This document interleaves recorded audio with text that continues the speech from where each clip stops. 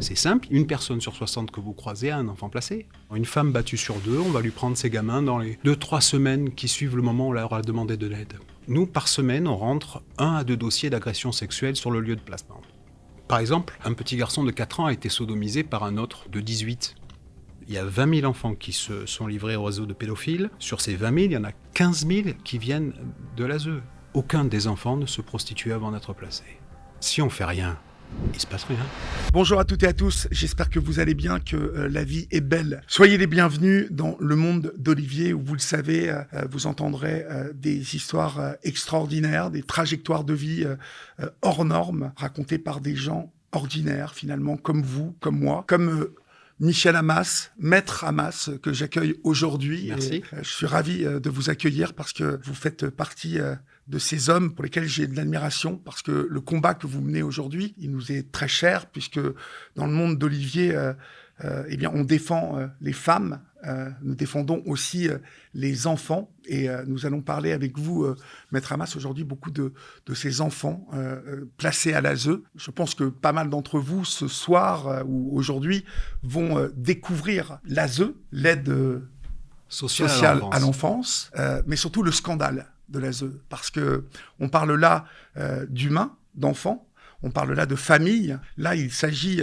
de réparer des situations, de préserver l'intégrité d'un enfant. Donc, c'est de l'humain. Et vous allez voir qu'on ne peut pas normalement se tromper et qu'il faut mettre des moyens pour tout ça. Or, Maître Hammas, aujourd'hui, va nous expliquer qu'il y a beaucoup de dysfonctionnements dans cette grande organisation qu'est l'ASE, mais qu'il y a aussi tout un tas de conséquences dramatiques sur beaucoup d'enfants. Si vous aussi, vous vous sentez concerné par ce sujet, n'hésitez pas à nous écrire sur l'adresse mail qui suit dans cette vidéo et peut-être vous viendrez témoigner. N'oubliez pas non plus de vous inscrire sur cette chaîne YouTube et puis d'en parler à vos amis, d'en parler à vos familles.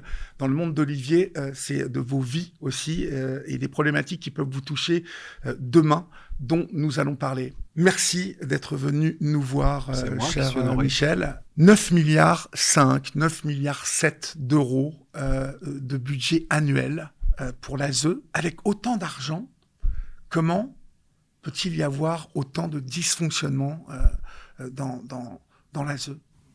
L'incompétence. Et il y a un truc que vous avez dit qui est important, l'aspect total de prise en compte de l'humain. C'est une machine. En France, l'aide sociale à l'enfance, c'est 330 000 enfants qui relèvent de l'aide sociale à l'enfance. C'est par exemple Toulouse. C'est comme si tout Toulouse était sous ce régime-là, et c'est 227 000 enfants placés.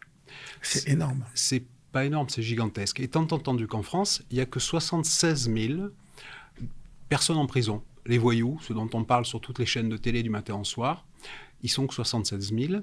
Et des enfants placés, il y en a 227 000. C'est gigantesque. Alors, moi, je suis avocat depuis 32 ans. Je pensais qu'on plaçait que les enfants des fous furieux, qui les violaient, qui les battaient, ou qui étaient très impécunieux. C'est pas ça. L'aide sociale à l'enfance a un cœur de cible. Au début, on a fait une loi qui disait, lorsqu'un homme viole un enfant tout petit ou un acte fou, on lui enlève l'enfant, dit, toi, tu n'auras pas de droit aux parents. Ça concernait les situations extrêmes. C'est pas du tout ça. Le curseur a glissé et on va l'appliquer majoritairement à 3 catégories de personnes. 1, le couple qui se sépare. Quand les couples se séparent, qu'il y a des tensions, des SMS d'injures, des enfants qu'on ramène pas le dimanche soir mais le lundi, quand il va y avoir des éléments comme ça, il va y avoir placement. On va dire que c'est ce qu'on appelle un conflit prégnant entre les parents. Quand il y a un conflit prégnant, c'est-à-dire quand les gens se disputent trop, on place les gamins. Deuxième cœur de cible, c'est la femme battue. On a découvert ça. Et en vrai, les bras nous en tombent parce que c'est l'époque de MeToo, c'est l'époque où on met en avant la femme, les enfants. C'est pas vrai du tout. Quand une femme est battue, elle a 3 sanctions qui sont immédiates. 1, elle dérouille, ce qui est une sanction. 2, immédiatement, elle a plus de maison parce qu'elle part avec ses gamins sous le bras, donc elle a plus de maison. Et la 3e sanction, qui est quasiment automatique et que nous, on voit dans tous les dossiers avec la même phrase, vous n'avez pas protégé vos enfants des scènes de violence qu'ils ont vues chez vous, et ils vont placer le gamin. C'est-à-dire que quasiment une femme battue sur 2, on va lui prendre ses gamins dans les 2-3 semaines qui suivent le moment où elle aura demandé de l'aide. Et troisième cœur de cible qui est inacceptable, c'est les enfants autistes et les malades. Avoir un enfant autiste, c'est un match très dur. Souvent, les couples explosent. Les gens ne tiennent pas face à l'autisme. On a souvent des mères seules. Et elles vont demander de l'aide, ou le couple va demander de l'aide. Par aide, ils entendent faites-moi un peu de gardiennage, aidez-moi pour un peu les courses, aidez-moi à trouver une structure pour l'école. Alors là, au début, ils vont faire semblant. C'est semblant. Hein. Combien ne pas me dire qu'ils travaillent? Ils vont faire un peu semblant, et puis à un moment, ils vont dire les parents n'y arrivent pas, et ils vont placer les gamins. Alors que la littérature, tous ceux qui ont documenté l'autisme disent qu'il ne faut jamais séparer un autiste des parents. Alors qu'on sépare les autistes violents, ceux qui peuvent être un danger, par exemple, il y en a un qu'on place et il faut, puisqu'il a tenté de tuer sa mère avec un tournevis. Donc là, il y a un danger pour tout le monde, il faut placer ce gamin. Mais la plupart des gamins autistes qui sont placés ils n'en ont pas besoin. Et il va arriver un enfant en foyer. On ne peut pas vivre avec un autiste si on ne l'a pas choisi. Rapidement, il va être victime de coups, de brimades, de viol, et on va le mettre dans un hôpital pour les fous, et on va le mettre sous tertian. Un enfant autiste, de toute façon, vous me dites si je dis une bêtise, mais n'a rien à faire dans un foyer. Il doit être dans un IME, normalement. Oui, mais les IME... il n'y a pas de place. On doit avoir 60 places en France. Oui, c'est un autre scandale dont on parlera. Mais force est de reconnaître tout de même qu'on place des enfants qui ont des troubles mentaux, en tout cas, l'autisme, je ne sais pas si on qualifie de trouble mental, mais en tout cas, c'est un trouble. C'est un trouble. Et on va le placer dans un environnement qui est beaucoup plus dangereux pour lui qui est dangereux que sa et hostile, famille. Dans lequel il ne peut pas s'adapter. L'autiste ne peut pas s'adapter, donc il place ses gamins et tout explose. Alors, en vrai, moi, vraiment, on ne fait plus que ça. Nous, depuis 8 ans, je n'ai pas d'autre activité, alors que je fais du pénal et du commerce depuis 30 ans. Depuis 8 ans, je ne fais plus que ça. Nous, on dit qu'il y a 20% de placements qu'il faut faire. Les barjots qui frappent leurs enfants, qui les violent, les très impécunieux. Il y en a quelques-uns que l'on pourrait faire pour un temps moyennement long. La maman qui fait une dépression, l'hospitalisation, la mise en détention.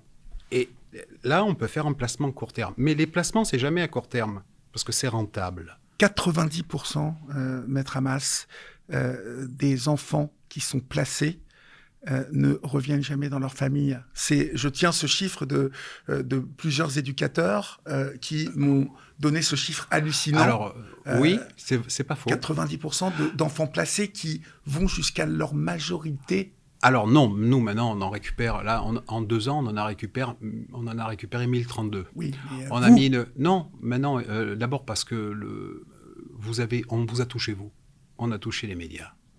Et que maintenant, les gens ont peur. Dire, nous, il y a 8 ans, quand on a commencé ça, c'était une boucherie.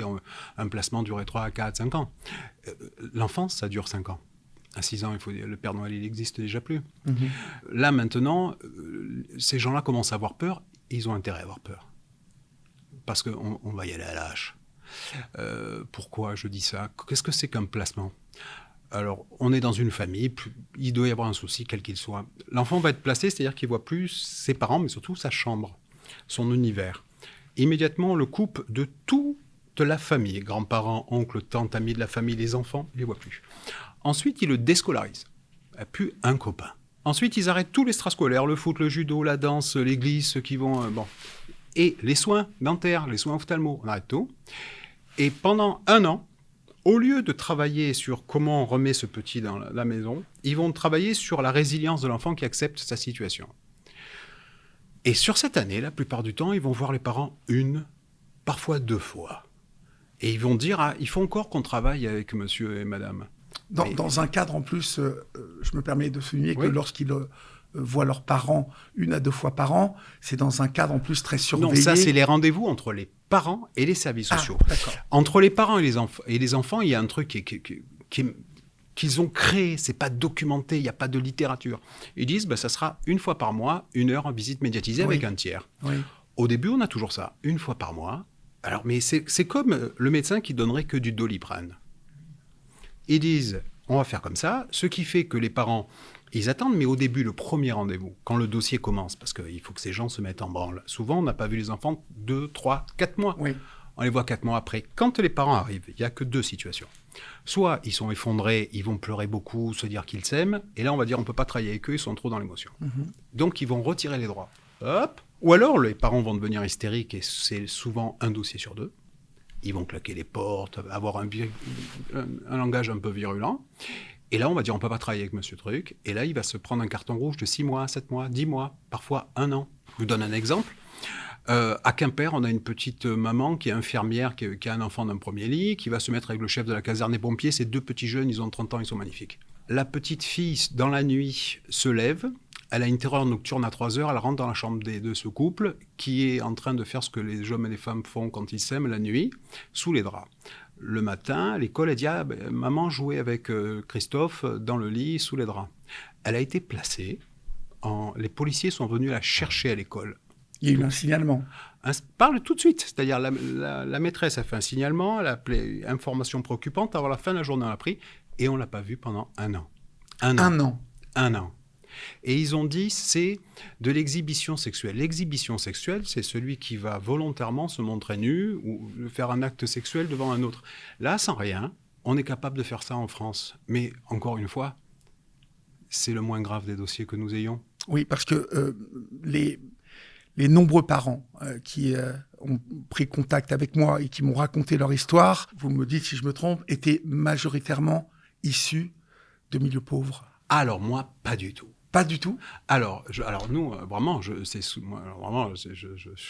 suis catégorique. Hein. Moi, je défends des enseignants, je défends des fonctionnaires énormément. D'accord, donc des professions libérales. Mais l'idée que l'ASE s'attaque aux familles pauvres et pas du tout. légende. J'ai des fois un directeur d'hôpital très connu en France, j'ai un député. D'accord.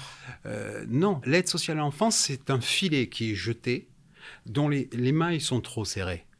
Les mailles sont trop serrées et ils attrapent tout. C'est le principe de précaution qui domine. Pourquoi ? Parce que c'est rentable. Il ne faut pas... Moi, j'arrête de mettre des formes là où je pense que je n'ai pas à en mettre. Ça génère des fonds qui sont payés par le département à l'aide sociale à l'enfance. Oui, parce qu'il faut que tous ceux qui nous regardent comprennent bien. Chaque enfant va générer un paiement par mois. Oui. Par mois, une somme qui va être payée par le département à l'aide sociale à l'enfance. Alors, moi, je pense que c'est ça. Et autre chose que moi, je tiens à dire, ce système va toucher des gens et briser les vies. Parce que cette administration, elle est à l'agonie et elle est défaillante. Et il n'y a pas place à l'humain. Il n'y a pas de place à l'humain. Les enfants supplient la plupart du temps de rentrer chez eux. Pourtant, c'est la vocation première de l'ASE, l'humain, normalement. Ah, celui qui croise l'humain à l'ASE... C'est très inquiétant ce que vous nous racontez. Je l'embrasserai très fort. Oui, mais c'est très inquiétant ce que vous nous racontez. Mensonge. Alors, c'est important de préciser, quand vous parlez de département, parce que tout le monde ne connaît pas, le département, donc, reçoit un budget annuel, et nous le verrons aussi, parce que ça fait partie du scandale, chaque département ne reçoit pas la même dotation. Hein. Il y a des départements qui reçoivent plus d'argent que d'autres. Mais en tout cas, c'est le département qui... donne de l'argent à l'ASE. C'est l'État qui, dans la décentralisation dans les années 80 avec François Mitterrand, a délégué cette compétence au département. Voilà. Et c'est là où il y a une grosse erreur. C'est qu'on a délégué à des gens qui ne sont pas... C'est pas l'État, c'est plus friable. Cette administration, elle n'est pas solide. Elle n'y connaît rien, surtout, non ? Alors, c'est pas qu'elle n'y connaît rien. C'est une administration qui est violente, par exemple, moi, je suis arrogant de mes presque 10 ans d'études. Parce que je ne les ai pas faites, je les ai réussies. Mm-hmm. Le magistrat les a réussis. Le psychiatre, il a fait 12 ans. Le psychologue, il a fait 8 ans. Là, il y a des sachants qui travaillent. Et celui qui va décider, c'est l'EduxP qui est formé en 20 mois, 22. La moitié de stage, moitié de formation, sur lequel il y a une UV de psychologie de 40 heures. Moi, j'entends tout. C'est comme si dans le Philharmonique de Berlin, le chef d'orchestre, c'était le stagiaire en triangle. Celui qui va décider, c'est pas le sachant. Et il va y avoir, par exemple, souvent, ces gens-là vont prendre en grippe un des parents. Ils vont dire, vous, on ne travaille plus, monsieur, il y en a assez. Mais rapidement. Hein, et c'est très fréquent. Chaque parent qui se rebiffe. Dès que vous vous rebiffez, vous avez un carton rouge. Nous, les avocats, on peut taper, mais pas le client. Nous, on est là. Nous, on n'est que des soldats. On est là pour frapper. L'avocat, c'est qu'un défenseur. On est là pour cogner. Si on ne cogne pas, on ne sert à rien. On doit défendre les clients. Mais le client, non. Le client, si lui il se rebiffe, ça ne marche pas. Le parent, s'il se rebiffe, ça ne marche pas. Et on voit des situations qui sont abominables parce qu'il y a une défaillance qui est totale.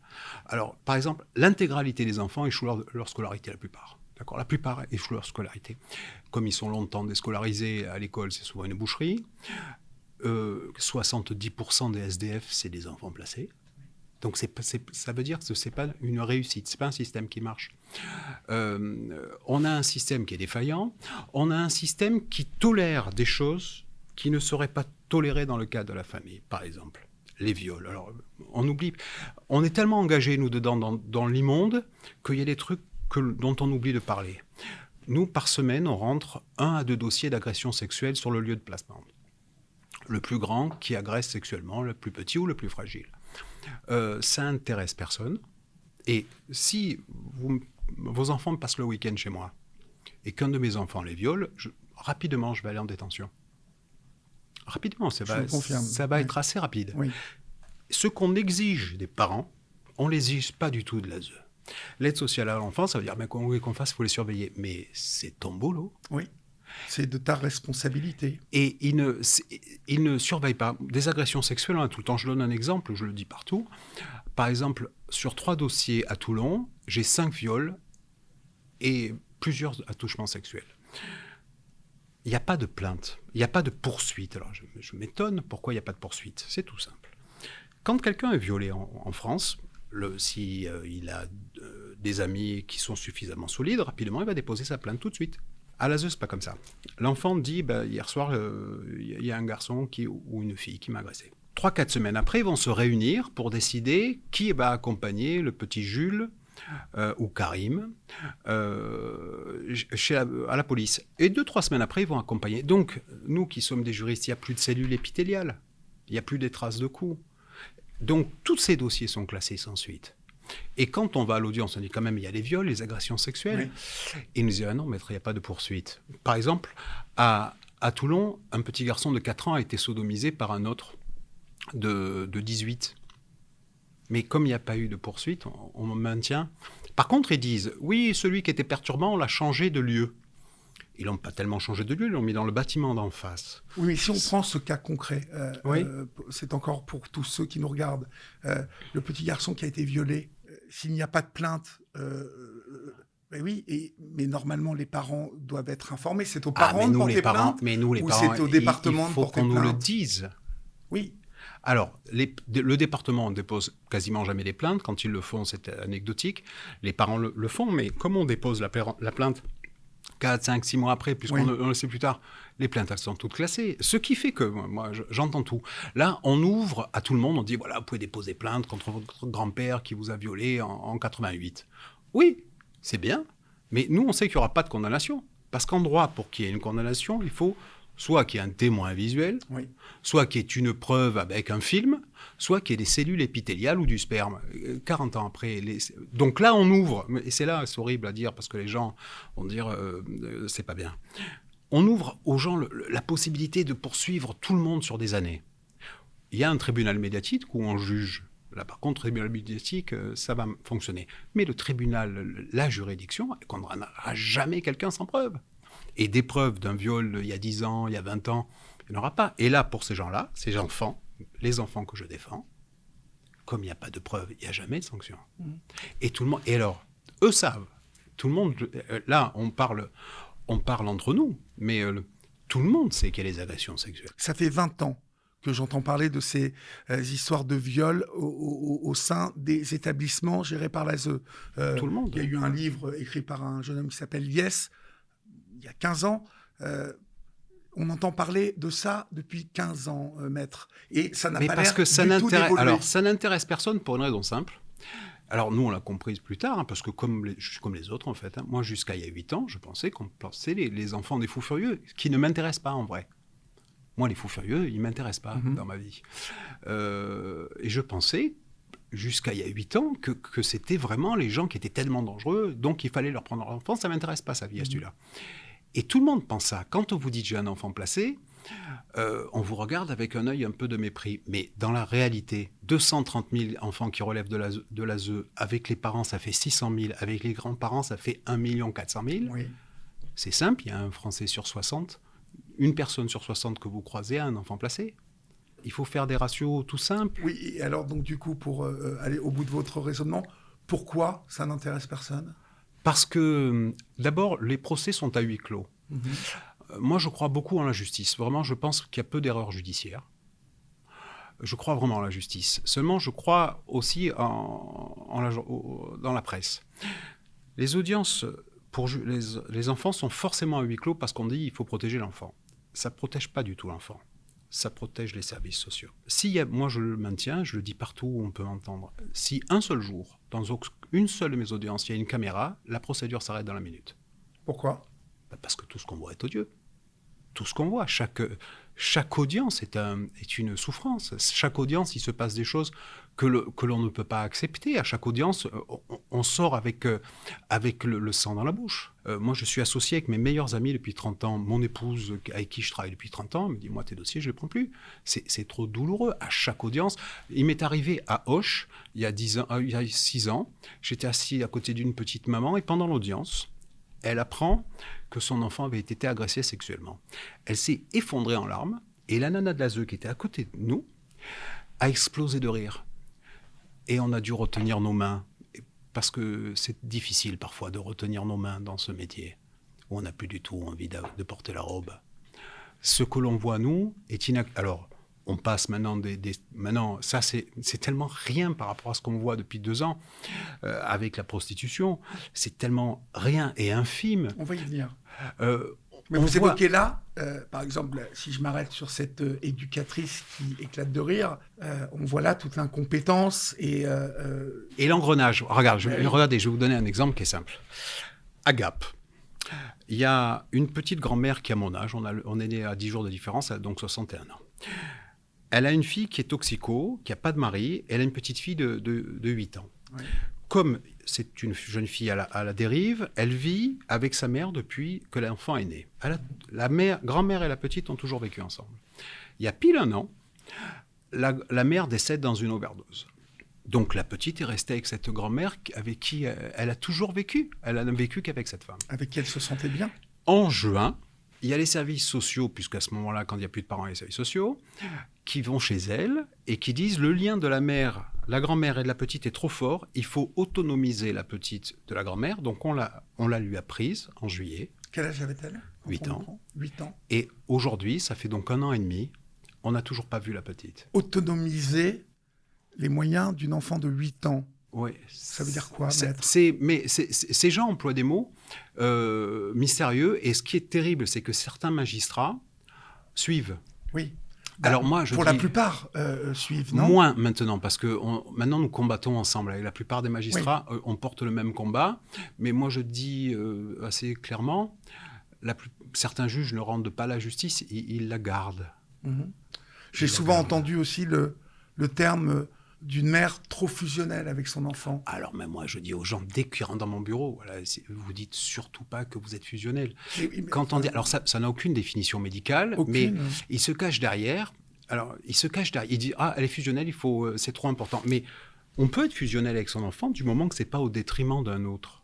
Ces gens-là se posent des diagnostics médicaux sans avoir fait d'études. Moi, je dis la chose suivante. Excusez-moi, c'est prétentieux. Ils sont incompétents. C'est pas une injure, c'est un constat.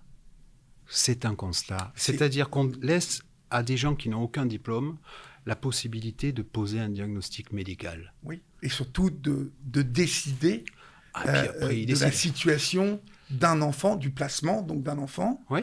Et donc de pouvoir... En fait, ce qu'ils font, c'est simple. Ils font un rapport écrit qui s'appelle le rapport des services sociaux. Mais le juge, souvent, pardonnez-moi, mais parce que quand même, les juges, on sait que les juges sont débordés, qu'ils ont très peu de temps pour prendre connaissance des dossiers.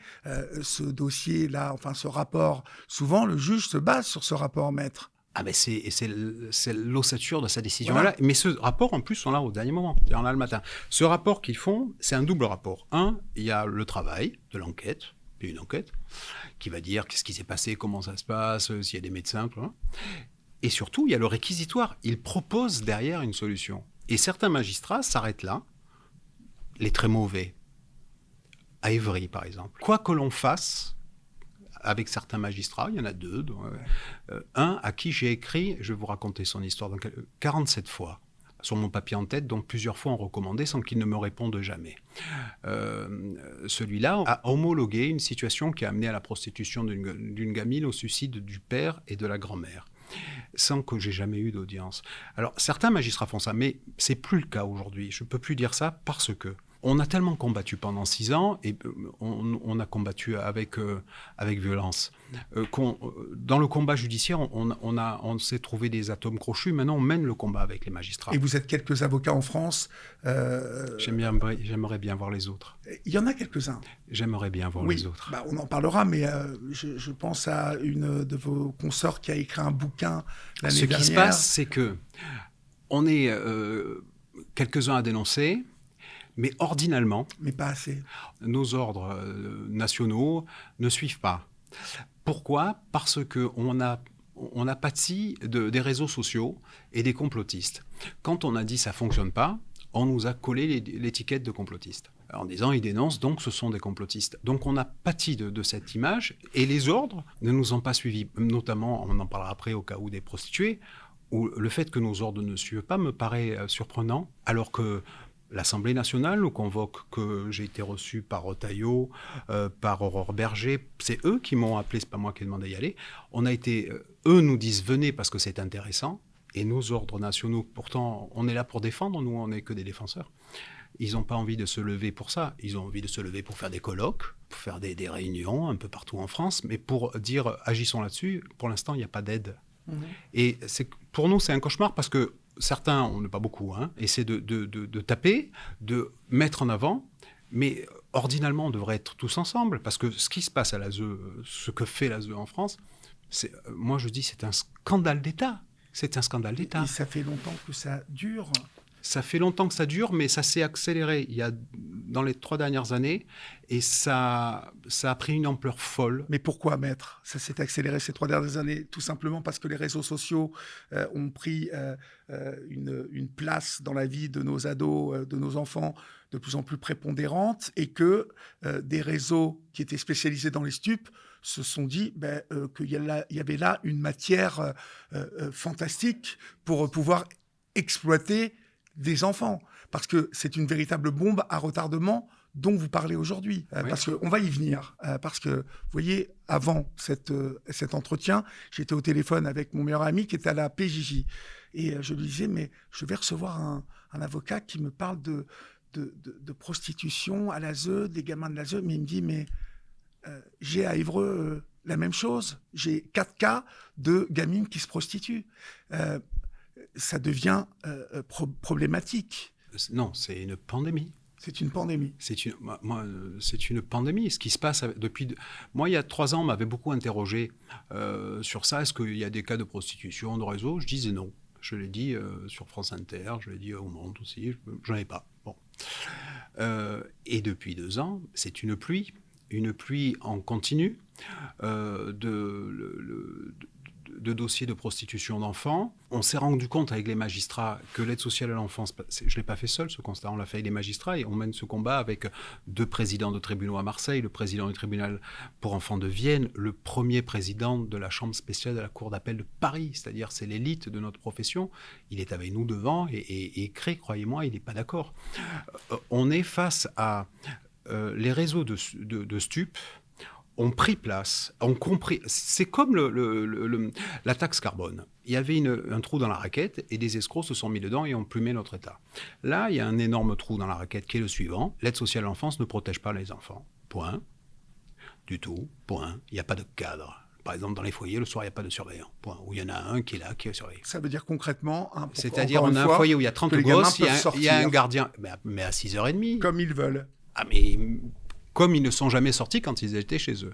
Et les réseaux de stupes ont trouvé, d'abord, ils ont trouvé des gens pour vendre de la drogue, et ils attrapent ces enfants par la drogue, par la violence, par les menaces, parfois par le charmant garçon, mais on a un dossier sur les centaines que nous avons, et ils vont les accrocher et ils vont les tenir sous emprise. Oui, puis il y a la promesse de l'argent aussi. Alors non, ça. l'argent. Alors tout de suite, je dis non. Au début.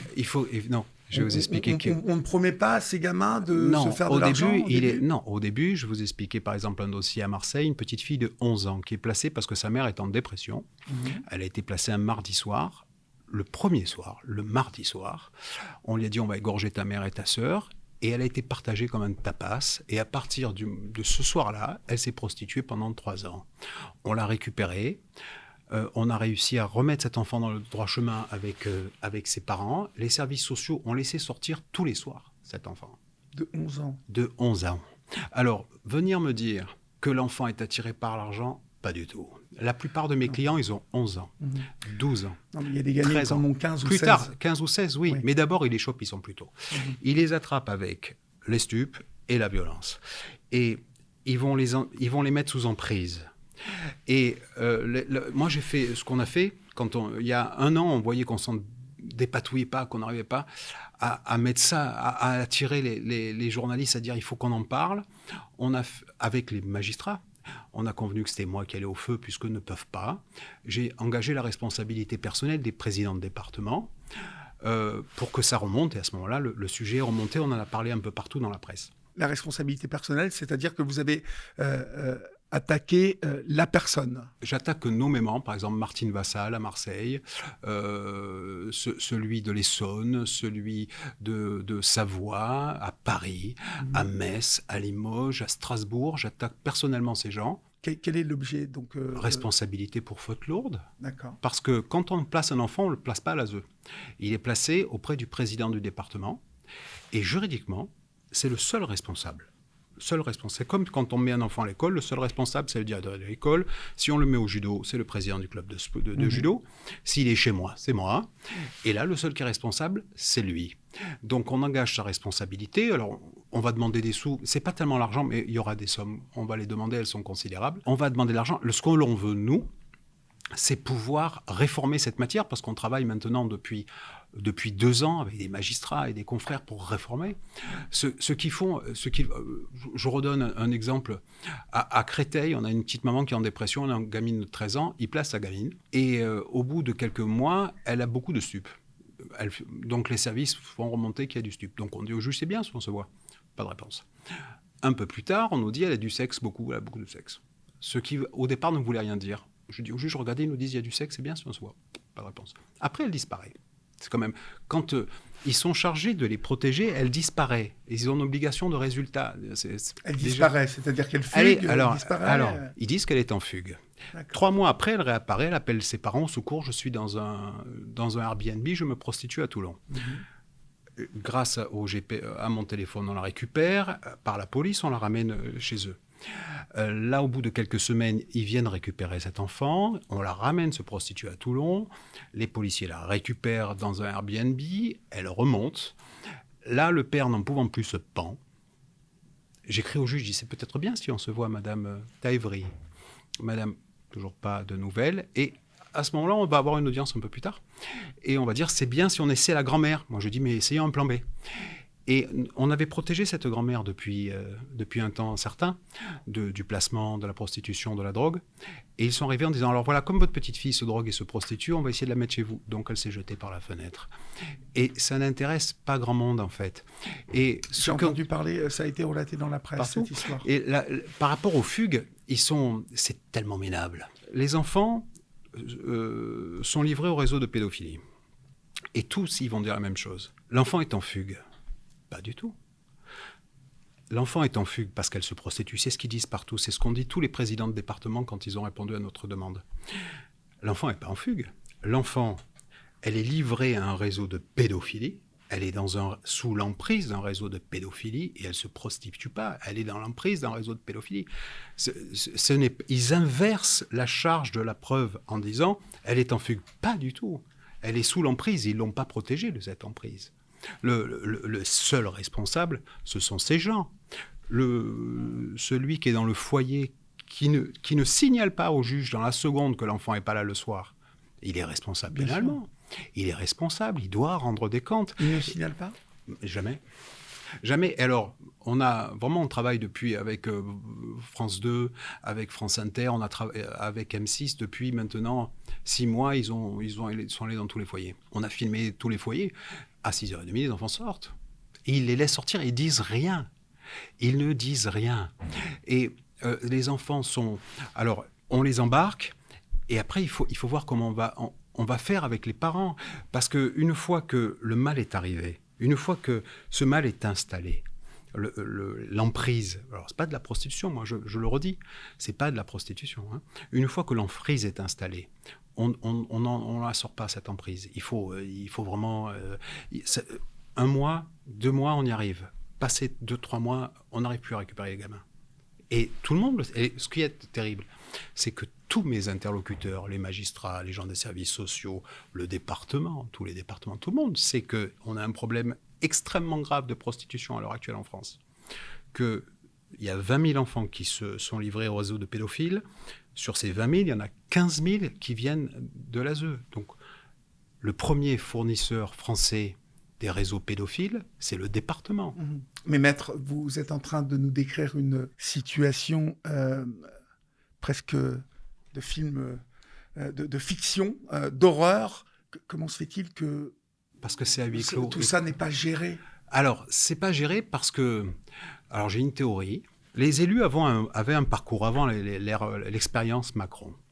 On avait des élus qui avaient un parcours. D'abord, on était élu local, après on était élu à la mairie, après on allait un peu à la députation, après on allait faire le sénateur. Il y avait un parcours. Et dans ce parcours, il y avait le département. Président du département, donc. Il y avait président du département ou élu départemental à une échelle quelle qu'il soit. Tous ces gens qui sont députés, à un moment ou à un autre, ils ont été responsables du département. Et il n'y en a pas un qui a envie qu'on parle de l'ASE. Hein. Il n'y en a pas un qui a envie qu'on parle de l'ASE. C'est la raison. Et puis, comme c'est à huis clos, pour le dire, il faut faire ce que nous faisons nous en ce moment, c'est dénoncer, venir sur les plateaux, le dire partout, écrire, on a écrit des bouquins en disant il y a un vrai problème. Ces gens-là n'ont pas intérêt à le dire. Je vous donne par exemple un truc d'il y a 3 semaines. Il y a une petite maman qui habite Chambéry.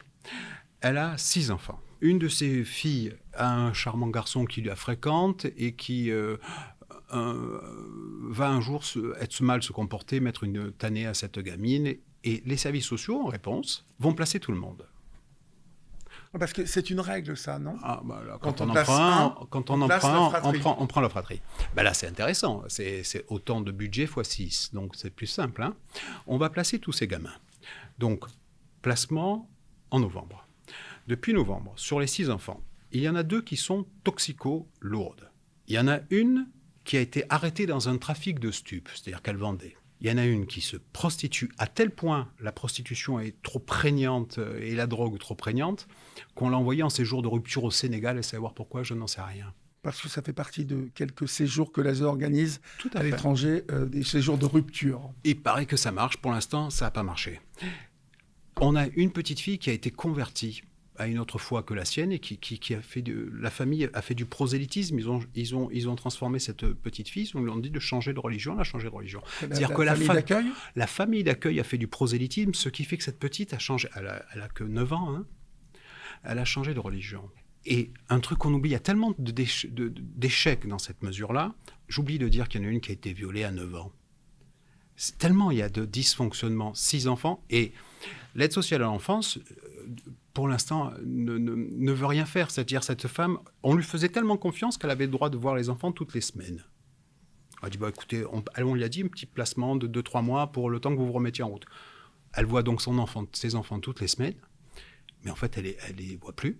Et sa famille a été détruite par l'aide sociale à l'enfance de Chambéry et par le magistrat de Chambéry. Mais alors, arrêtons-nous sur ce cas concret, si vous le voulez bien. Là, vous évoquez une affaire où l'incompétence des éducateurs qui sont en charge de ce placement de ces enfants placés, je suppose que la fratrie a été séparée. Bien évidemment. Vous me parlez d'une petite de 9 ans qui a été convertie. Il y en a même une qui est tellement placée loin qu'on ne l'a pas vue depuis 6 mois. Non, mais là, on est dans le cas, encore une fois, d'une unité de l'ASE où, visiblement, ils sont en manque d'éducateurs.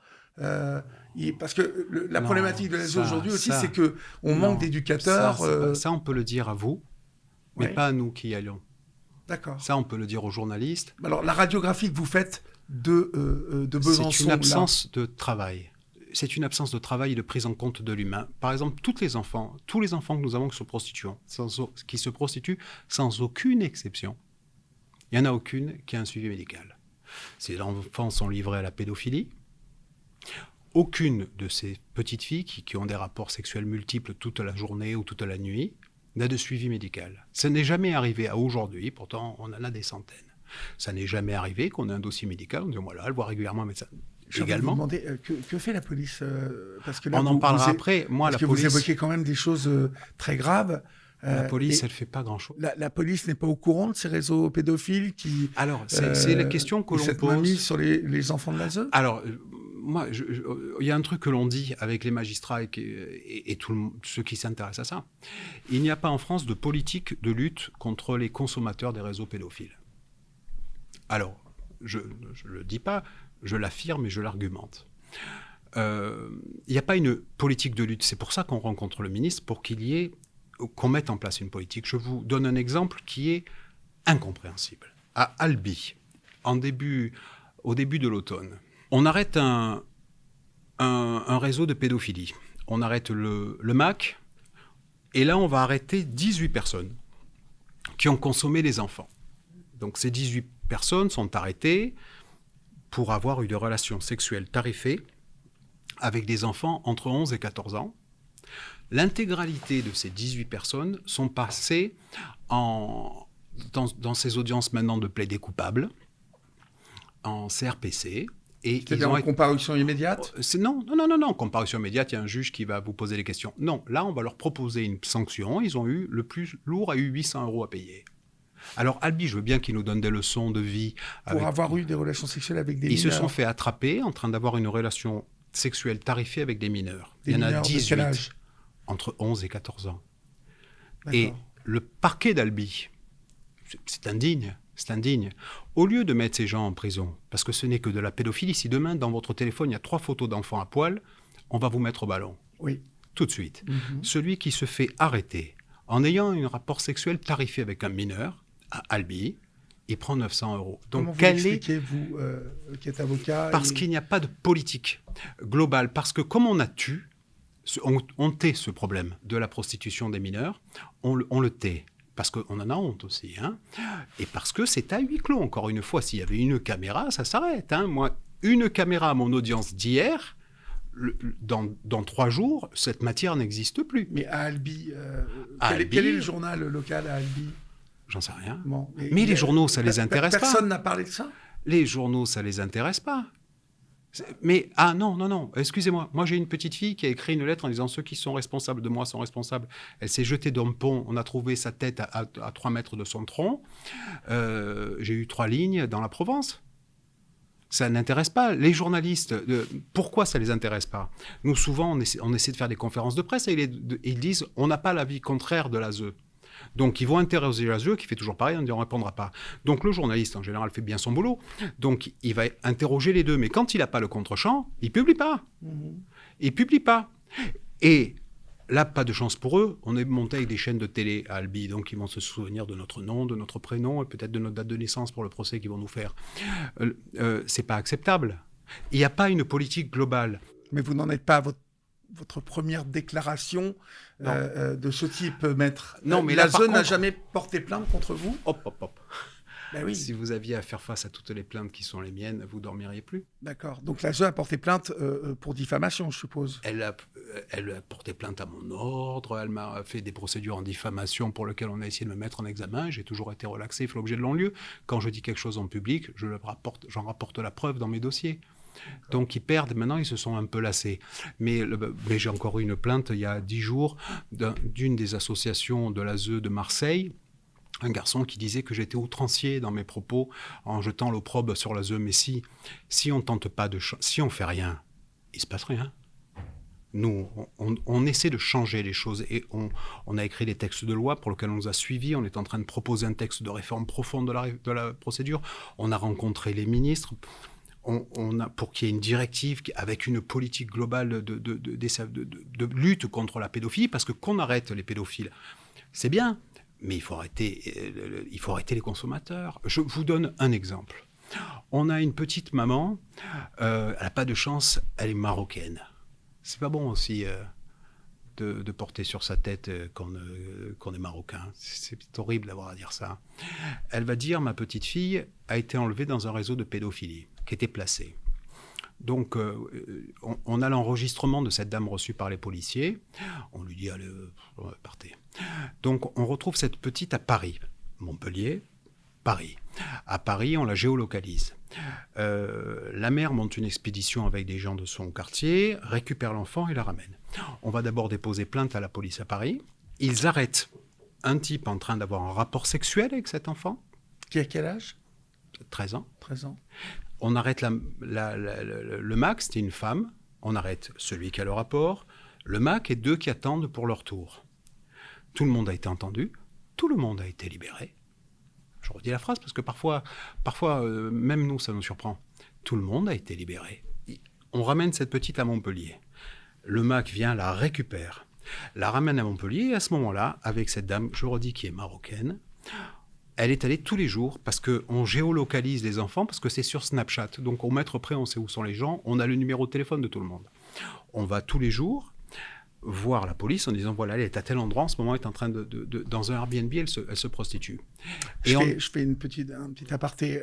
Je sais que celles et ceux qui vous écoutent actuellement doivent se dire, mais qu'est-ce que... Je les invite à se rendre sur Snapchat et à chercher un petit peu... Snapchat, aujourd'hui, est l'application sur laquelle un maximum de mineurs se prostituent. Donc, ce que vous dites là, c'est vrai. Ah, c'est super vrai. Et sinon, il y a un autre site qui s'appelle Sex Model, SEX, modèle, MODEL. Et là, il y a toutes mes clientes avec les tarifs. Alors, je finis avec l'histoire de cette dame parce que c'est surprenant. Oui, pardon.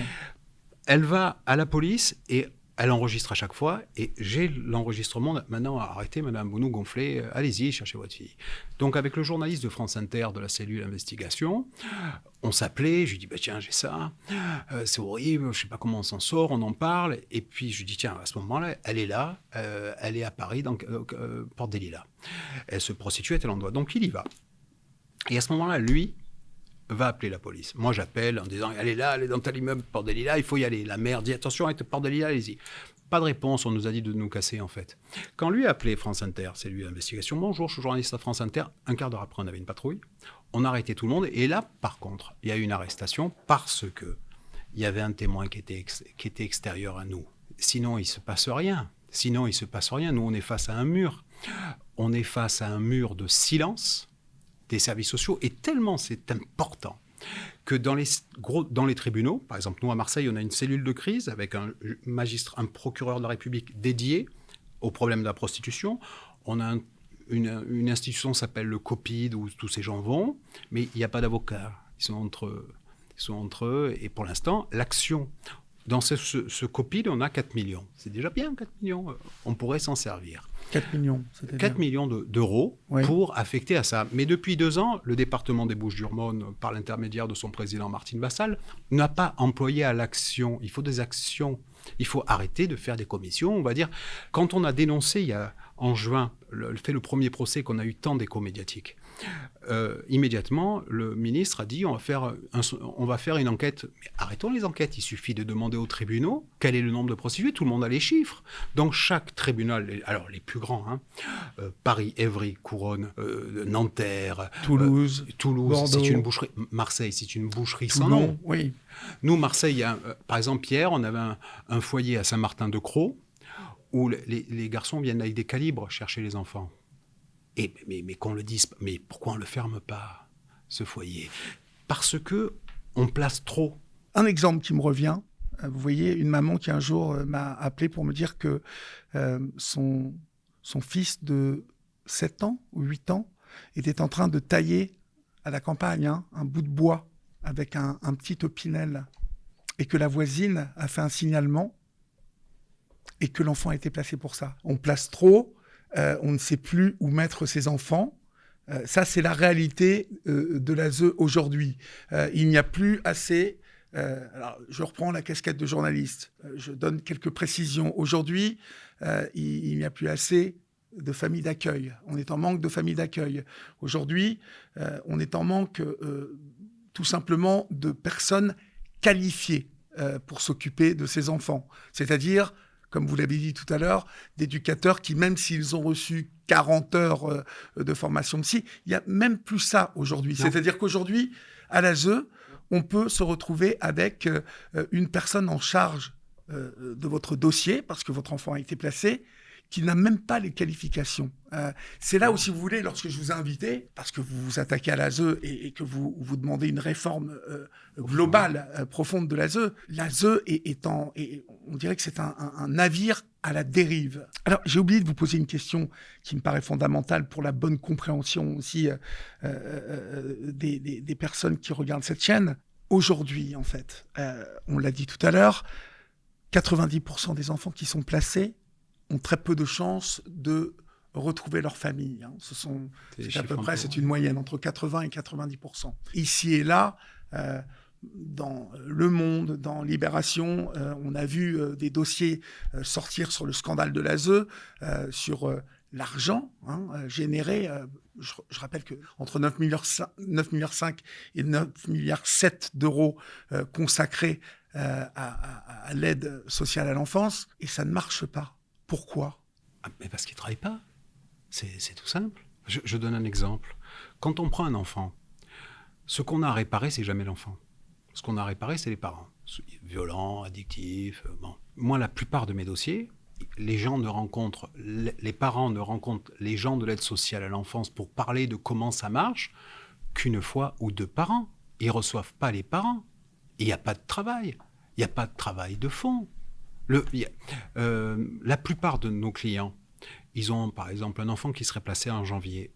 Ils vont voir en février quelqu'un, parfois en juin, et puis ils vont le revoir 15 jours avant l'audience. Il n'y a pas de travail.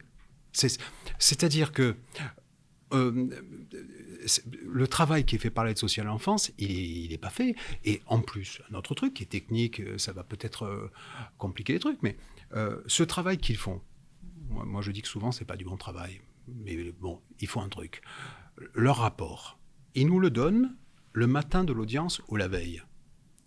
C'est-à-dire que nous, on doit, par exemple, il m'est arrivé il y a 2 semaines à Évreux-Courcouronnes, on m'a donné à 9h 60 pages pour l'audience de 9h. Je dois les lire, je dois en parler à mes clients et je dois y répondre. Mais c'est pas possible. Nous, on doit préparer un argumentaire. Nous, on doit construire une maison qu'avec le papier peint, sans les murs. La seule matière du droit où on n'a pas le dossier quand on va plaider, c'est celle-là. Nous, la plupart par exemple, aujourd'hui, pendant que je suis avec vous, j'ai des collaborateurs, j'en ai 3 qui plaident dans 3 endroits différents, on n'a pas le dossier. On ne sait pas de quoi eux vont parler. Nous, on sait de ce qu'on va dire. Eux, on ne sait pas ce qu'ils vont dire. Ça n'existe pas en droit. Le principe fondamental, l'arc-boutant de notre justice, c'est le contradictoire. Et une des parties qui est légitime à faire valoir des droits, le parent, lorsqu'il pose une question au juge, on ne lui répond pas.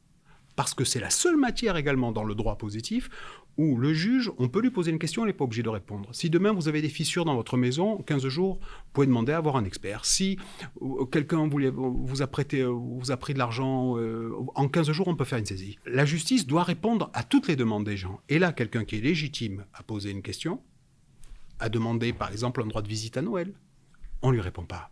L'an dernier, en octobre, j'ai fait partir 900 lettres à des juges pour dire je veux voir l'enfant à Noël, et il y en a 26 qui m'ont répondu. Voilà, je confirme malheureusement tout ce que vous dites parce que j'ai pendant 6 ans assuré la libre antenne d'Europe 1 et j'ai eu un nombre de parents dont les enfants avaient été placés qui m'ont raconté exactement ce que vous me racontez. Ce qui paraît très étonnant, c'est la toute-puissance accordée à l'ASE. Je m'explique.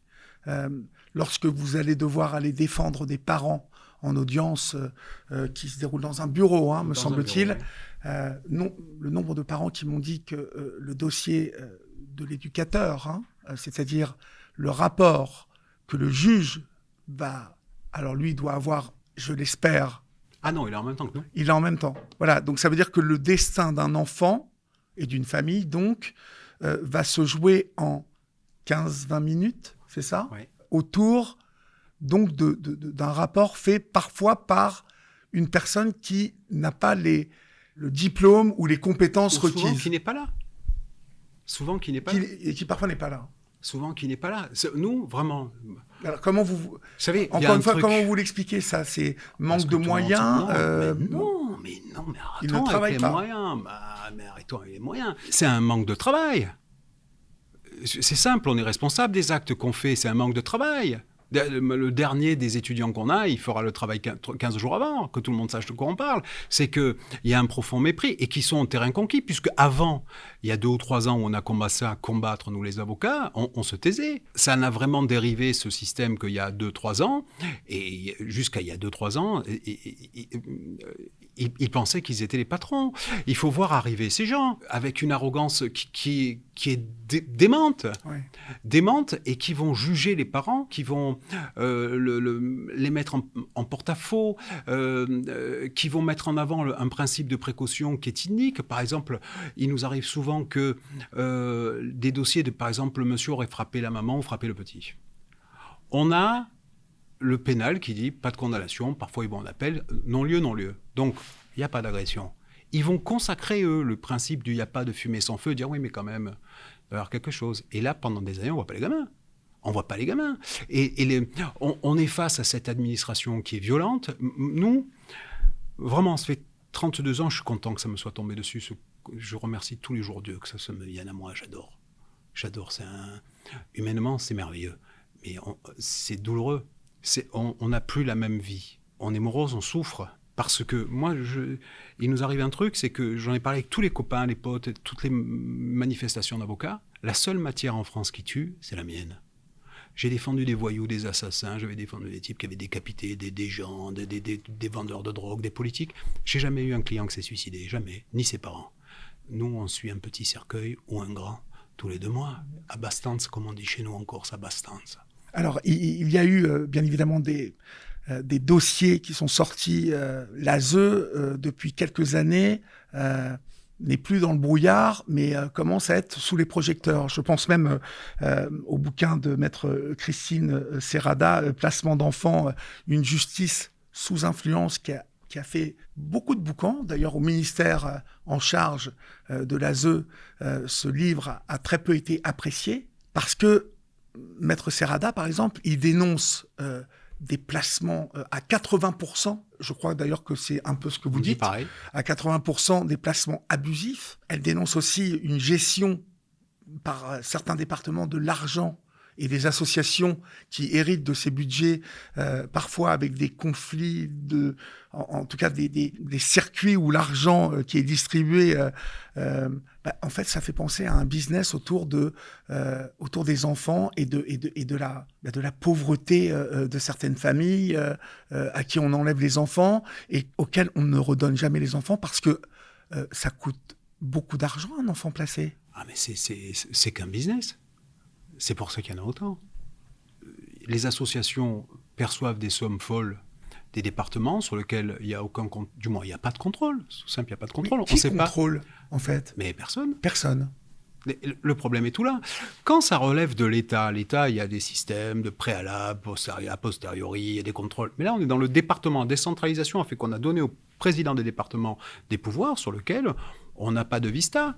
Et monsieur le président, personne ne contrôle comment il distribue l'argent. Pas du tout. Il y a une enveloppe globale qui est payée par le département à l'aide sociale à l'enfance, qui ventile un peu comme il veut. Et c'est un business. Moi je le dis à peu près tout le temps. Ce n'est qu'un business. Et alors, il y a dans le titre de maître Serrada une justice sous influence. Est-ce que ça rejoint ce que vous nous disiez tout à l'heure, maître? C'est le seul point sur lequel on n'est pas d'accord. Alors, oui, peut-être. Je ne sais pas, vous disiez tout à l'heure que les réseaux pédophiles, visiblement, œuvraient en toute tranquillité. C'est pas que je dis, on l'affirme tous, les magistrats, les avocats, les parquets, mais personne ne lutte. C'est une réalité. C'est très grave. Mais c'est très grave, mais on n'a pas d'écho, tout le monde s'en fout. Pourquoi? Encore une fois, c'est à huis clos, les gens ne savent pas. Une fois que les gens sauront, et c'est pour ça qu'on va sur les plateaux, et ça a été tellement long d'arriver jusqu'à vous. Ça a été long. Ah oui, ça a été long. Mais nous, ça fait 5 ans qu'on dénonce tous les jours. On a écrit un bouquin, on fait des vidéos, on fait des articles. On a fait paraître des articles dans la presse juridique, c'est-à-dire dans la semaine juridique, en alertant. Mais il n'y a que nous qui nous lisons. Sur les réseaux sociaux, on a pâti on nous a jeté cette étiquette de complotiste jusqu'à il y a 1 ou 2 ans, jusqu'à ce qu'on ait Carl Zéro qui nous suive, qui nous fasse une grosse émission. Après, on a eu les Insoumis, avec leur bouquin Journal Fakir qui a fait 18 pages ou 20 pages, ça a mis, mais on était Carl Zéro, les Insoumis, donc les gens qui ne sont pas contents. Mais maintenant, on a eu 6 semaines d'affilée dans le Figaro, on a eu Libé, on a fait l'ouverture de la 1, de la 2, de la 3, de la 6, de la 5. Et puis moi, je peux vous dire que si je vous reçois aujourd'hui, c'est que j'ai étudié, écouté vos vidéos et que pratiquement toutes les situations que vous évoquez, et notamment la problématique de la prostitution de ces enfants qui sont hors contrôle finalement, parce que ces enfants de l'ASE, alors pas partout, mais dans beaucoup de foyers, sont des électrons libres et j'ai pu constater par moi-même, dans ma propre région, qu'il y avait des problématiques de prostitution de ces enfants-là. Ce qui m'étonne dans ce que vous me dites, dans le pays qu'est le mien aujourd'hui, donc vous accusez ouvertement la justice de ne rien faire devant la consommation de mineurs par des pédophiles. Rien du tout. Si, alors c'est simple. Ils sont sur Snapchat. C'est-à-dire que pour géolocaliser une petite fille qui se prostitue... Ça n'est pas possible. C'est pas bien compliqué. Moi, ce que je dis également, c'est qu'avant, les stupes, pour vendre du stup en France, il faut aller acheter en Amérique du Sud, l'importer, ça coûte une blinde, c'est des risques. Il faut après la mettre sous condition, ça coûte une blinde, c'est des risques. Après, il faut consommer, ils s'entretuent tous les jours. À Marseille, il y a encore eu des calibrages ce matin. C'est un commerce compliqué. C'est pas simple. Mais à l'arrivée, permettez-moi de dire que c'est celui qui consomme la drogue qui a une conséquence sur lui-même. Là, on parle d'enfants victimes. Non, mais le mot d'enfant, ça plaît qu'aux journalistes. Dans les tribunaux, tout le monde s'en fout. La voix de l'enfant, elle n'existe pas. Celui qui dit qu'il y a la voix de l'enfant dans les tribunaux, je l'ai conclu des centaines de fois, la Convention européenne des droits de l'enfant, la Convention des droits de l'enfant, on m'a jamais répondu, tout le monde s'en fout. Hein. La voix de l'enfant, il va dire tous, je veux rentrer chez moi, il n'y en a pas un qui dit je veux rester, hein. Et tout le monde s'en fout. Par contre, les stupes, comment ça marche? Ces réseaux de stupes, on se sont rendu compte que le produit, il est livré à l'ASE, nourri, logé, blanchi. Ils le récupèrent, ils le font travailler, ils le ramènent. Il n'y a pas de coût, c'est pas moins dangereux. Et je vous donne... Dans mon bureau, on a réuni en septembre une petite fille qui se prostituait à Metz, qui vient d'arrêter, qui est encore très arrogante, c'est un peu un voyou, on dirait, elle a des attitudes de voyou. Petite fille placée à l'ASE. Une petite fille placée à l'ASE, 13 ans, 14 ans, elle se prostitue depuis 1 an, et là on vient de la récupérer, et c'est encore un petit voyou. Et on l'a confrontée à la petite Marseillaise dont je vous ai parlé, qui a commencé à se prostituer à 11 ans, qui en a 15. Et alors on parle, et quand elles se sont rencontrées, elles parlaient, et nous on a eu une émotion avec les gens qui étaient dans mon bureau, qui était assez douloureuse, de voir ces 2 enfants dire on a la même histoire, et c'est compliqué. Et... l'une des 2, on a arrêté son MAC et je vais aller plaider pour elle dans quelques semaines à Metz contre le MAC en correctionnel. Et elle me dit, moi, le seul procès qui compte, c'est celui-là. Et je lui dis, pourquoi? Parce qu'il me doit les 20 000 de ma dernière semaine de travail. Alors, comment ça marche? 20 000. Le type prend la moitié de ce que gagne la petite. Donc, elle gagne 40. Dans ce Airbnb, il y avait 9 filles. Voilà, 40 fois 9. C'est-à-dire que ce commerce, c'est une embellie. J'ai enquêté sur ce commerce. Et je vous confirme que les sommes que cela brasse sont dithyrambiques. C'est inacceptable qu'on accepte en France ce scandale d'état de la prostitution des mineurs placés. Quand j'étais avec la ministre Aurore Berger il y a quelques jours, on était assis. Alors, comme vous, au début, elle connaissait. En vrai, il découvrait. Vous lui racontez la même chose que moi, la Je ministre. raconte les mêmes phrases et sur le même ton. D'accord. Parce qu'elle nous a reçus. Et donc, elle tombe des nues Elle tombait des nues, elle dit c'est pas possible. Et donc, j'ai dit, regardez. Donc, on a pris mon téléphone, on est allé sur Sex Model. Et je lui ai montré la photo de ma cliente dans mon dossier, la photo sur Sex Model, et j'avais les tarifs, c'est en rose. Par exemple, une heure avec elle, c'est 500 balles, et si vous voulez la partager comme un tapas, c'est 1400. Ouais. Et c'est écrit, et qu'on accepte ça. Et elle était tombée des nues, et on a fait pareil avec le chef de cab de Retailleau ou de Darmanin. Ces gens-là savent que c'est... Mais ils ne savent pas la réalité. Nous, on est dans la réalité. Non, maître, pardonnez-moi, mais... ou alors, on est dans un pays de fous. Si directeur de cabinet du ministre de l'Intérieur ne sait pas qu'aujourd'hui, il y a sur Internet des réseaux de prostitution. Quand on parle de roses, ce sont des euros, qu'il y a des mineurs qui se prostituent sur Snapchat. Je veux dire, il faut autant qu'on arrête là. Ce dont ils n'ont pas conscience, c'est l'ampleur. D'accord. Tout le monde pense que c'est un truc à la marge. C'est 20 000 gamins, c'est-à-dire c'est un quart du Stade de France. C'est énorme. C'est un quart du Stade de France. Mais c'est une réalité. C'est inacceptable. Et alors, on se bat, nous, dans les tribunaux, face à des arguments. Par exemple, hier matin, je plaidais pour une petite fille qui se prostituait à Marseille. Donc, les services sociaux disent elle ne se prostitue pas. Il y avait la petite fille avec nous, elle disait elle ne se prostitue pas. Donc, à un moment, le magistrat fait sortir l'enfant. Et je dis voilà, je vais vous rapporter la preuve qu'elle se prostitue, je viens de l'acheter. Je l'ai acheté pendant l'audience. D'accord. Voilà, c'est tout simple. Et ces gens-là disent on ne sait pas. Alors, on va à l'audience, ils ne savent pas qu'elle se prostitue, ce qui pose un gros problème de fond, parce que ce qu'ils proposent, eux, c'est de maintenir l'enfant placé, de le maintenir éloigné des parents, alors qu'il faut le rendre tout de suite. Il faut le rendre tout de suite. Nous, on a fait un projet de loi qu'on soutient, et c'est pour ça qu'on remonte encore la semaine prochaine, si ce gouvernement n'a pas tout à fait explosé, qui va être pris par directive, ils sont planche dessus, où on dit... Quand les éducs savent que l'enfant n'est pas là, tout simple, quand il n'est pas là le soir, il faut saisir le juge tout de suite en urgence. Quand l'enfant a des sous, il faut saisir en urgence pour qu'on intervienne au plus tôt. Ce qui n'est pas fait. Mais non. Mais non, si c'était vrai dans un seul dossier, si c'était je me peins en vert, je me mets sur le port de Marseille et... Ça veut dire clairement que quand un enfant ne rentre pas au foyer le soir, personne ne le signale. Et il ne signe pas la seule personne qui est compétente. C'est-à-dire que l'ASE, en fait, gère... Ils gèrent entre eux. Nous, on découvre... En vase clos, tout à fait.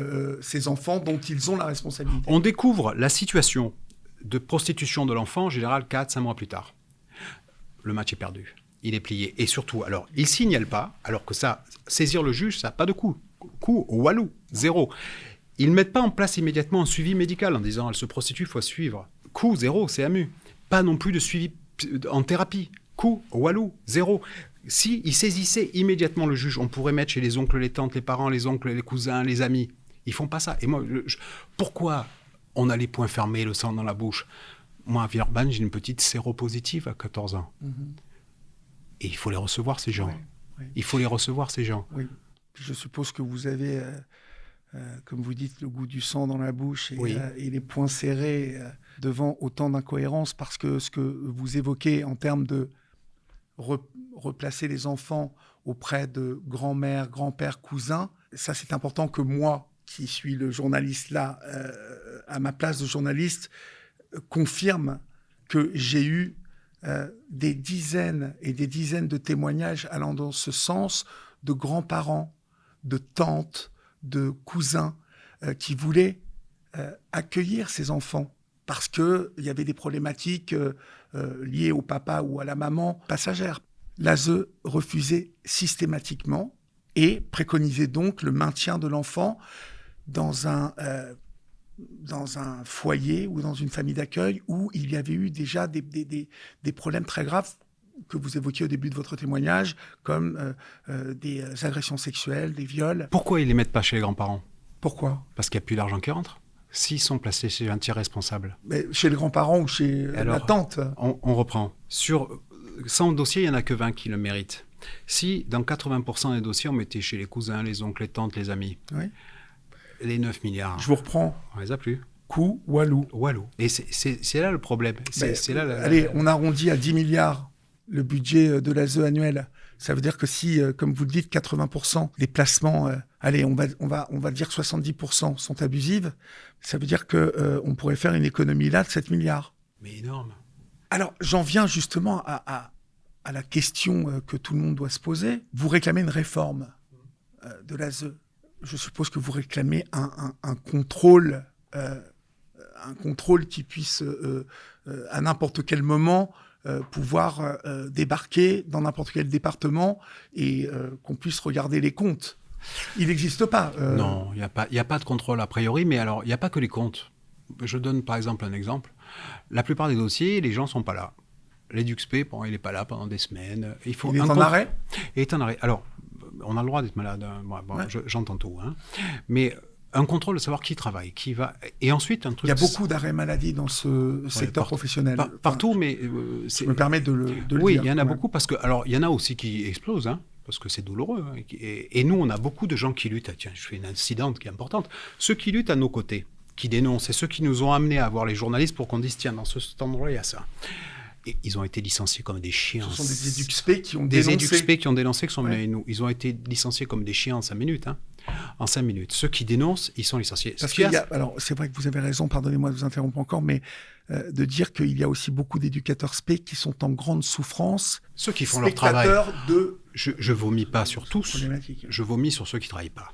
Mais ceux qui font leur travail, c'est des gens qui souffrent. Alors, il y en a, hein, mais on n'en croise pas beaucoup. Il y en a, ceux qui font leur travail, ils souffrent. Hein. C'est une profession qui, comme nous, se rend compte que c'est absurde. On vit en absurdie. À l'origine, c'était une très belle profession en plus. C'est magnifique, EduxP. C'est celui qui est au contact de l'enfant. Celui qui fait le plus beau travail, c'est celui qui est au contact. À l'origine. Hein, alors là, on en a de moins en moins pour qui c'est la vocation. Parce qu'ils ne recrutent pas ceux dont c'est la vocation. À un moment, on va dire, oh, dis-moi, elle sort la petite. Ou quand on a un enfant qui a du crack, qui est sur la conso de crack, l'EduxP, il intervient. Ce qu'il y a, c'est qu'on a ouvert les portes à des gens qui ne sont pas éduques, ou à des gens qui ont fait aucune... Ou alors des gens qui ont zéro vocation. Zéro. Alors, je jette, moi, une opprobre générale, parce que je suis tête, comme on dit en Corse. Je suis tête. Il y en a, je suis plein, c'est trop. C'est trop. C'est trop. Comment vous dites ? Tête. C'est-à-dire, quand je suis plein, j'ai trop mangé. D'accord. Là, c'est plus possible qu'on accepte ça. Qu'on accepte que nos enfants soient livrés à la pédophilie, qu'ils soient violés, qu'on accepte qu'on ne les voit pas pendant des mois, qu'on accepte qu'on parle mal aux parents, qu'on accepte qu'ils ne voient plus jamais les grands-parents pendant 3 ans, alors que le grand-parent est en ressources, qu'on accepte tout ça et qu'il y ait zéro contrôle. Notre administration a zéro contrôle. Ces gens-là, nous... On a une assurance si on fait une bêtise, on peut faire face. Les enseignants, ils ont un contrôle. Toutes les administrations ont un contrôle. Non, mais même dans la vie, on fait une bêtise. Aujourd'hui, excusez-moi, on paye. Mais là, en vrai, je sais que je suis tellement poursuivi, ça ne me gêne plus. Le président du département, il doit être poursuivi. Tous ceux où il y a la prostitution, parce qu'ils savent tous. Moi, pose 2 questions. Est-ce que vous saviez? Ils savent tous. 2, qu'est-ce que vous avez fait? Rien. Les EduxP, ceux qui laissent, le gardien qui laisse sortir l'enfant, qui immédiatement ne dit pas, ne sort pas, il mérite d'être poursuivi. Si c'était moi qui gardais un enfant, je serais déjà en prison. On n'applique pas aux gens. L'ASE ne s'applique pas à elle-même les règles qu'elle oblige aux autres. Elle est souple, elle s'applique aucune règle à elle. Les enfants sont violés, ensemble, battus, pas amenés aux parents. J'ai des parents qui traversent la France pour voir les enfants quand ils arrivent. Pour une heure de visite médiatisée. Pour 1 heure, et on leur dit, il n'est pas là. Ce que vous dites, je l'ai entendu. Mais je vais tout de même dire que certains de vos confrères et certains magistrats, bien évidemment, dénoncent votre attitude, vous trouvent parfois volubile et certains vous accusent d'aller beaucoup trop loin. Chacun jugera de vos propos. Moi, ce que je sais, c'est que j'ai entendu dans vos propos bon nombre de situations dont j'ai pu prendre connaissance et parfois vérifier. Mais vous demandez quoi aujourd'hui? Vous demandez plus de transparence et de contrôle de cette institution, finalement. C'est ça que vous demandez. Il faut un contrôle de l'institution, il faut une réforme profonde de la procédure, il faut que les gens soient à égalité d'armes. Moi, quand je suis arrivé jeune avocat, on n'allait pas en garde à vue. Les clients, ils arrivaient, c'était bouffi, c'était fait crever de coups pendant toute la... Quand on est arrivé en garde à vue, qu'on a eu des droits... Quand la balance s'est équilibrée, il n'y a plus de soucis. Oui. Là, il faut qu'on soit équilibré. Il faut réformer la procédure, qu'on ait le dossier avant, et que quand on pose une question, on nous répond. Ça veut dire redonner un petit peu aussi de pouvoir, de dignité aux parents. Il faut donner aux parents les moyens de leurs droits qui sont en plein. Il faut une dignité. Et puis après, il faut contrôler cette administration. Et puis moi, je pense qu'il faut arrêter la décentralisation, parce que, en fait, on a assigné quasiment un président sur 2. Alors, c'est pas parce que je suis un fou d'assigner les présidents, c'est que dans un département sur 2, il y a des trucs qui sont inacceptables. Ça dysfonctionne globalement sur la carte. Et par exemple, je reviens aux prostituées. Une petite fille qui va être prise, par exemple, à Montauban, elle va faire une tournée de prostitution. D'abord, on va la rôder en région parisienne. Et après, par exemple, on les amène au Festival de Cannes. Elles font une tournée d'été. Tout le monde le sait. Oui, mais ça, c'est le réseau... En tout cas, oui, ce sont les pratiques traditionnelles que, par exemple, le président des du réseaux conseil de prostitution. départemental du Var, lui, le sait. Lui, il le sait. Et encore, ils sont géolocalisables au mètre près, nos clients. Hein. Ce n'est pas comme les trafics de stupes où on peut dire qu'on ne sait pas. Là, ils sont tous géolocalisables, notre petite cliente. On sait tous au mètre près où elles sont. On sait qui les consomme. Et on ne sanctionne pas ceux qui consomment. Il n'y a pas de sanction de celui qui consomme. Quel est l'intérêt de se défendre si quand on va prendre un gamin de 13 ans, en payant, on n'a que 900 € à payer? Open bar, allons-y. Puisque la sanction à Albi, c'est de leur filer 900 balles à payer, mais alors en quoi c'est dangereux si c'est possible? C'est 900 € que vous évoquez. C'est l'amende. C'est l'amende lorsqu'on est pris à oui. donc dans un fait de prostitution. Quand vous vous faites attraper avec une prostituée, oui. quelle qu'elle soit, oui. vous allez avoir une amende, comme quand on brûle un feu. D'accord. On a la même amende quand on consomme une adulte que quand on consomme une enfant. Mais quand on consomme une enfant, c'est de la pédophilie. Oui. Seulement, ça, on ne veut pas mettre des mots, parce que si on met des mots, il faut regarder la ZEU. Si on met des mots sur la réalité, celui qui va acheter une heure avec une enfant de 13 ans, c'est un pédophile. Mmh. Celui-là, il est considéré comme un garçon qui va aux putes.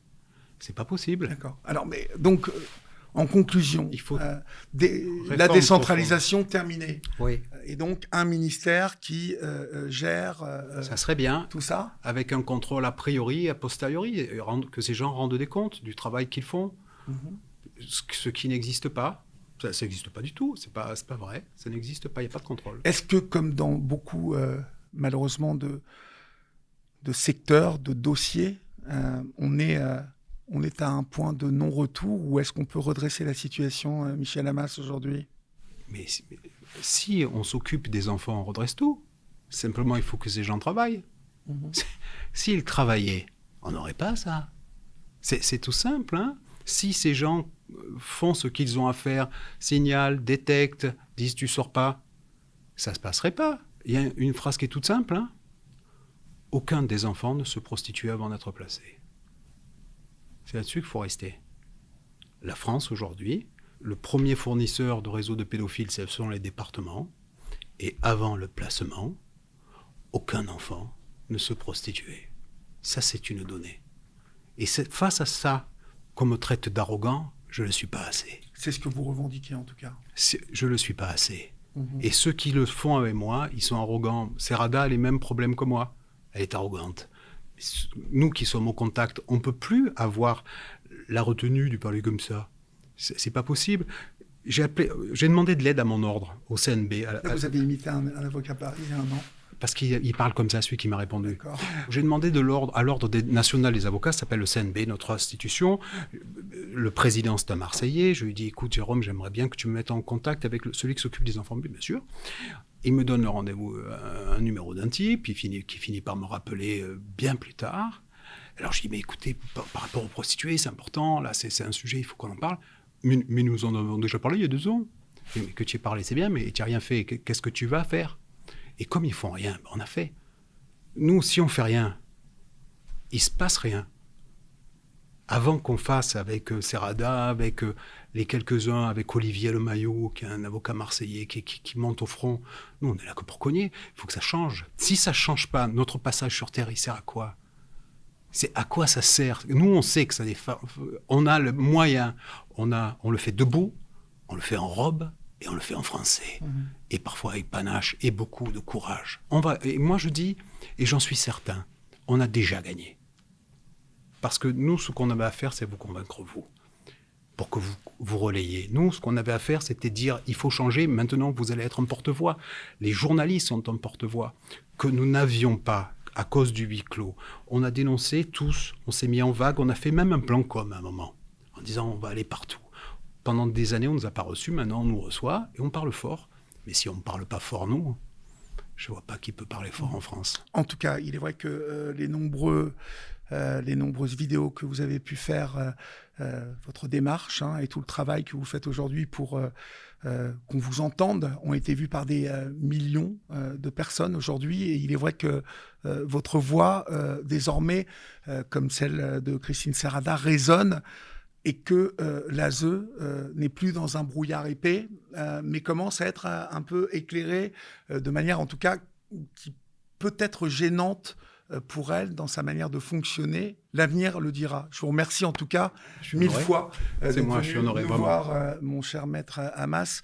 Merci aussi à vous de nous avoir suivis. Bien évidemment, continuez de parler dans le monde d'Olivier, continuez de venir nous voir, parler de notre chaîne aux uns et aux autres, continuez de commenter aussi ces vidéos. On vous lit, on est très attentif à ce que vous nous écrivez. Et puis, on se retrouve très, très bientôt. Salut.